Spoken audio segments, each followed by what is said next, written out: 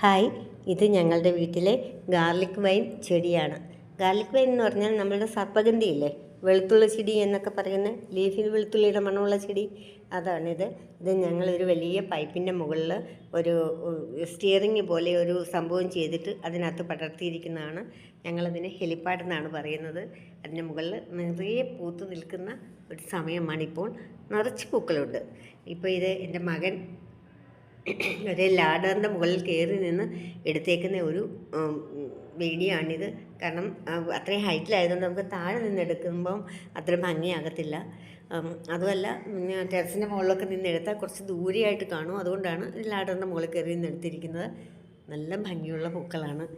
നിറയെ ഓരോ ഇലകളുടെ അടുത്ത് നിന്നും ഇല എടുക്കുന്ന ആ തണ്ടിൽ നിന്ന് ഇലയുടെ ഭാഗത്തു നിന്നുമാണ് പൂക്കൾ ഉണ്ടാകുന്നത്. ധാരാളം പൂക്കൾ ഒരു കൊലയായിട്ടാണ് ഇതിനകത്ത് വിടരുന്നത്.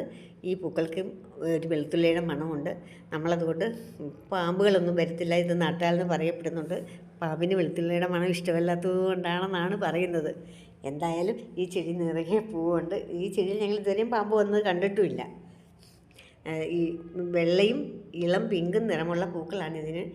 കുറച്ച് ഡാർക്ക് പിങ്കാണ്. ഇതിപ്പോൾ 3-4 ദിവസം ആയതുകൊണ്ടാണ്, പൂത്തിട്ട് 3-4 ദിവസം ആയതുകൊണ്ടാണ് ഇതിന് ഇളം പിങ്ക് നിറമുള്ളത്.